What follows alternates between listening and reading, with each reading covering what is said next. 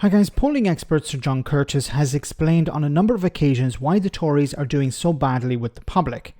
The first was the massive hit they took over Partygate. Boris Johnson cost the Conservatives 6 points in the polls in 6 weeks. The next massive shock was Liz Truss and her mini budget, which knocked off another 6 points. There are of course chronic problems like the cost of living crisis, the state of public services and the NHS. But some crazies in the party believe Liz Truss should return and lead the Tories to victory. Other headbangers like Andrea Jenkyns thinks Boris should be back. Yes, Boris Johnson, who cost the party support, but also ran away from his own by-election. Have a listen to this tripe. Good morning, Dame Andrea. Good morning, Trevor. I said amongst them, but you are actually foremost. Is it time for Rishi Sunak to step down? Look, I mean, I didn't realise it's 170 days. Hasn't the time flown? Time flies when you're enjoying yourself, right? No, I'm not enjoying myself at all. I'm just a happy person, Trevor. Look, MPs are not putting the letters in. Is not going anywhere. I've tried, as you know. So I think now we've got to take the fight to Labour. I'd like to see real common sense conservatism, honouring our manifesto commitments. I'd like to see the return of Boris on the front line of politics, whether that's going for a seat in the next election and being front and centre of our election campaign. And I'd also like to see Conservatives, in whatever party, unite and take this fight to Labour. Because wait a minute, she's talking about unity here. Conservatives from other parties should unite and take the fight to Labour. She has been campaigning to get rid of Rishi Sunak. Why? Because she believes that Rishi Sunak stabbed Boris Johnson in the back. And now she's talking about unity. We should all unite. She was even asked at the beginning of this interview, do you think Rishi Sunak should go? And she couldn't answer the question.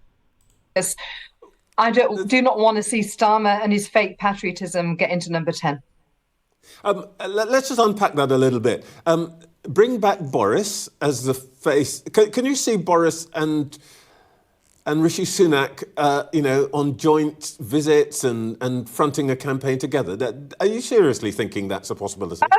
I haven't spoke to Boris. I haven't spoke to the Prime Minister about this, but I'm an optimist. I mean, I'm not sure whether they share the stage together, but you're just calling for unity a moment ago. So surely unity would be Boris Johnson sharing a stage with Rishi Sunak. Like, how can you say we should unite and then say, well, I don't expect Rishi Sunak and Boris Johnson to share a stage because they're not united?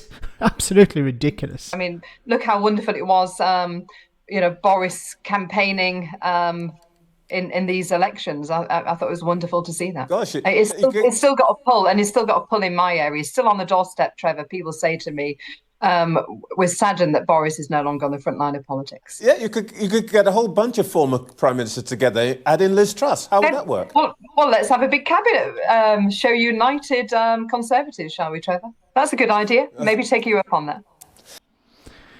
Do these people really want to lose? Do they want to lose massively? By bringing back Boris Johnson and Liz Truss, get Boris Johnson, Liz Truss and Rishi Sunak to stand on a stage together and pretend to be united when one of them was stabbing the other in the back, according to Tory MPs and Tory party members. Now, I love this idea of bring back Boris because it's so absurd. How would Boris Johnson come back? Well, he'd, of course, have to win a seat. Well, he had a seat in Uxbridge. There was a by-election. He claimed that he had a massive amount of support. His supporters said he could easily win that seat.